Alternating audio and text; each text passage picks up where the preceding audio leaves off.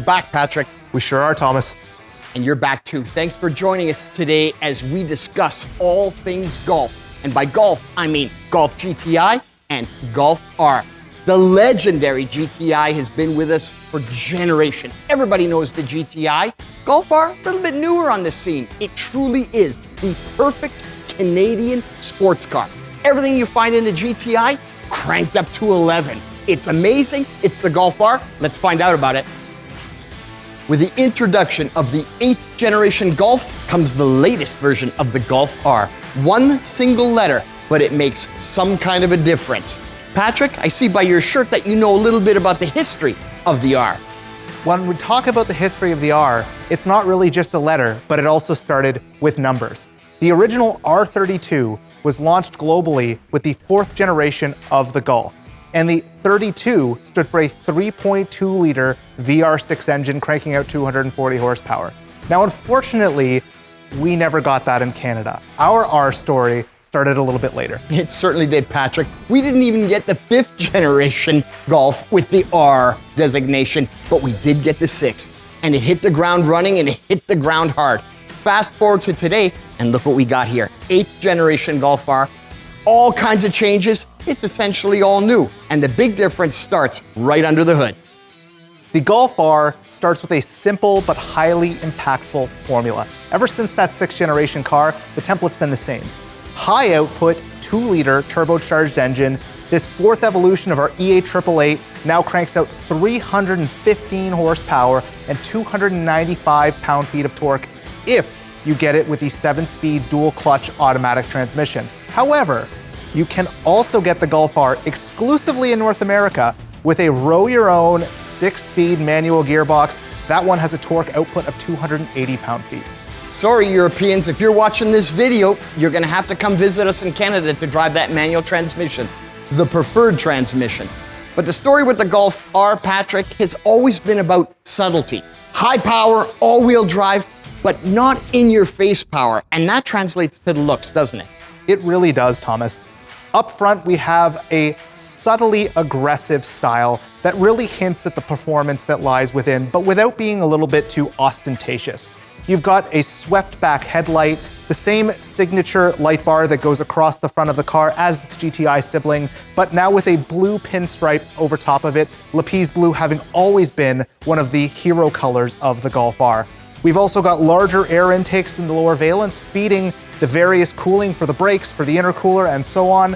And as we move down the side of the vehicle, subtle R badging, beautiful 19-inch Estoril wheels hiding gargantuan 357 millimeter ventilated rotors clamped down on by twin piston calipers. That is quite the braking force, and with great vented discs in the back, you can be sure that you're gonna be able to slow your Golf R down just as quickly as you can accelerate it.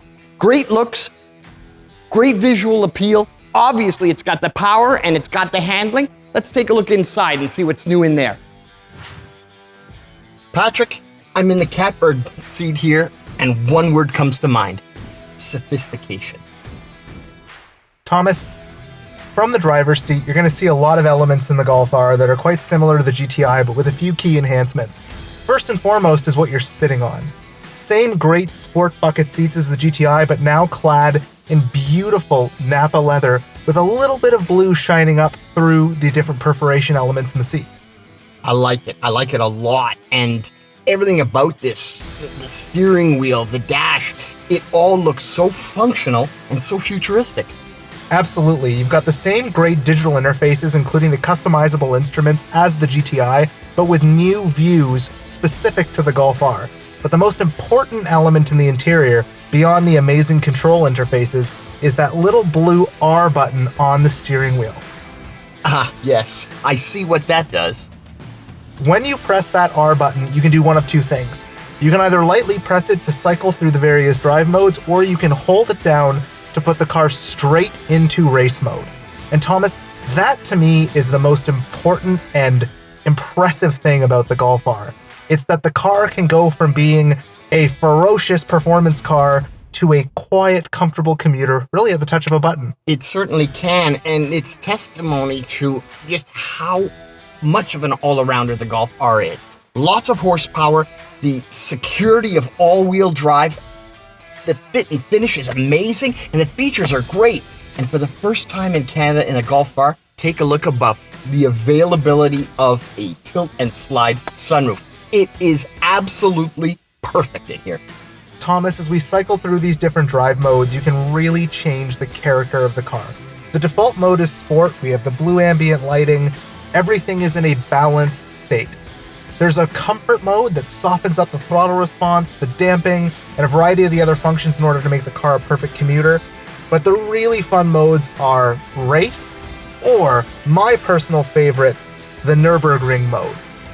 Now, Thomas, when you press that R button on the steering wheel, you can call up one of the 6 different driving modes, each of which gives the car a different character. There's a new drift mode even, but my favorite is the Nürburgring mode, which was specifically tuned at the Nürburgring Nordschleife racing circuit in Germany.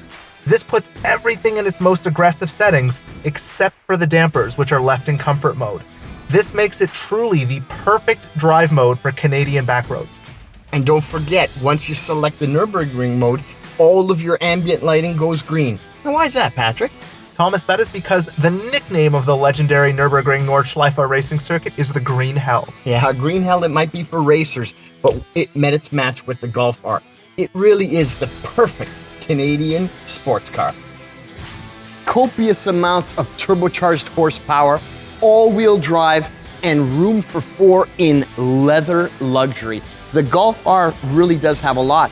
And Patrick, I think this is the view most people are going to get when it comes to the R. There's a very good reason for that, Thomas. Beyond the power, beyond the all-wheel drive system, the Golf R for the 8th generation has a new party trick, and that is a new torque vectoring rear differential.